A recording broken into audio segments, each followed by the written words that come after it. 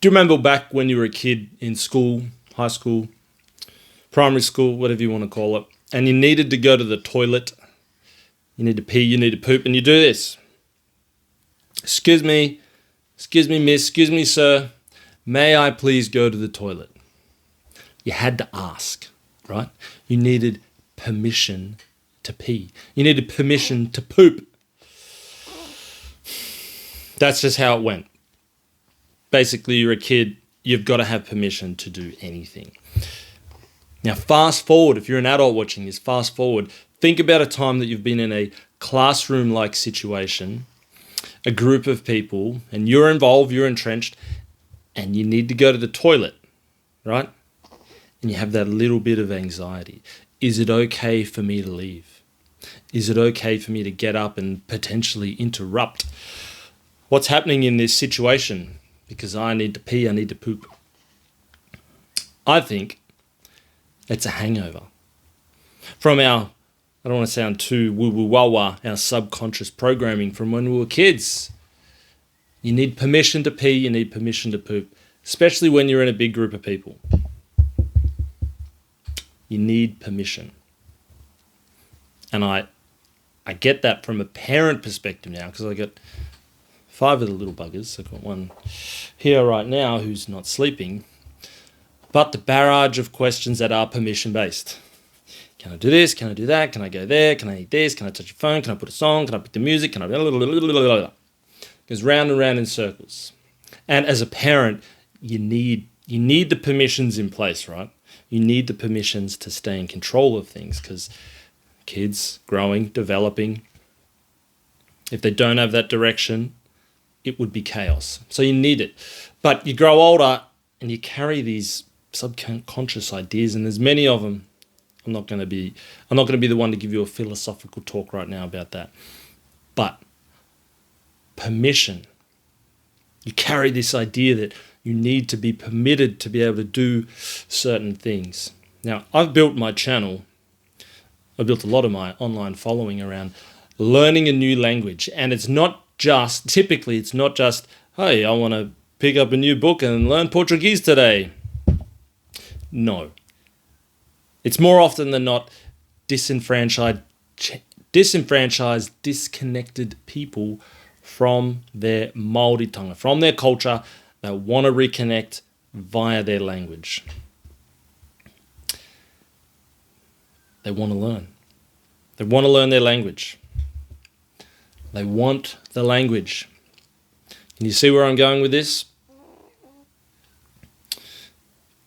To me, I feel like this is just my thoughts and experiences, all right? This is from my anecdotal evidence. I have no quantitative, no qualitative data to back any of this up. This is just my thoughts and observations of someone who's been doing this for a long time. I feel like there's 2 trains of thought that holds people back. One is the anxiety. Anxiety sort of covers them both, actually. There's anxiety around... Can you be quiet, please? Anxiety around... He didn't like that. He doesn't need permission to cry. You just cry, my boy. There's the anxiety around how we'll look, how we'll be perceived. You know, that ego piece. I don't want to look silly. I don't want to look stupid. Which is a really common... You'll often hear that. That's pretty common to hear. What I don't think you hear is people talking about the issue of not feeling like they have permission to do it. You're an adult. It's like when you get your license for the first time and you're like, what do I do now? Where am I going to go? You know, who's going to tell me where to go? I spent my whole childhood growing up, people telling me what I had to do, what I had to wear, where I had to be.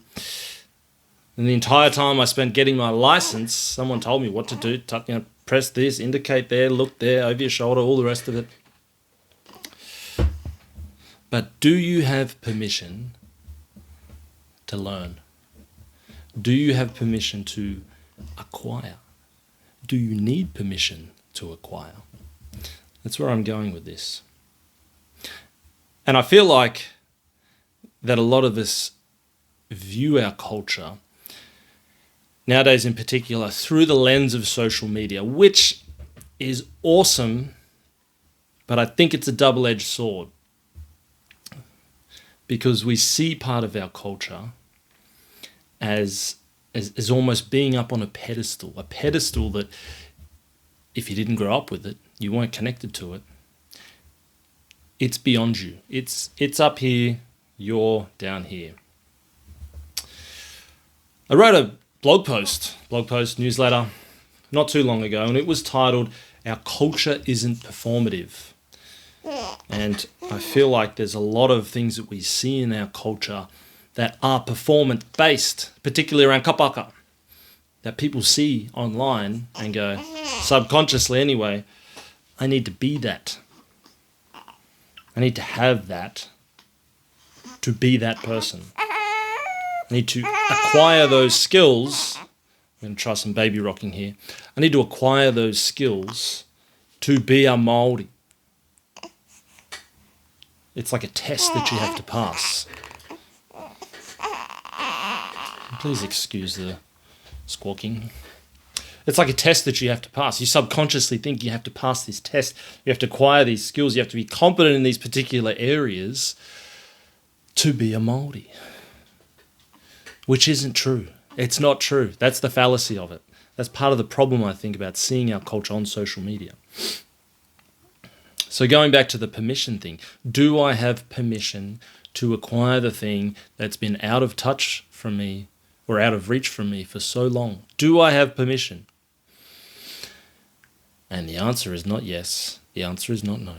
The answer is you don't need permission, right? You don't need to be permitted to enter. There's not even a door to enter. You're already there. That's the thing.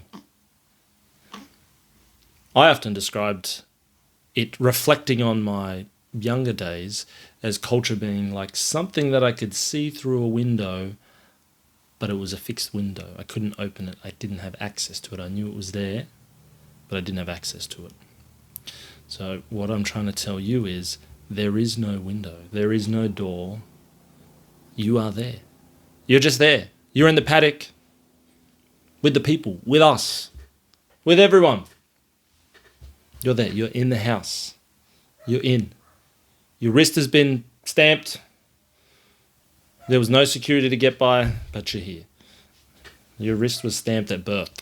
All right? At conception, from your parents and from their parents and from their parents before them. So you don't need permission to come in because there's no door to knock on. There's no gate to go through. You're already here, my friend. Okay? You don't need permission.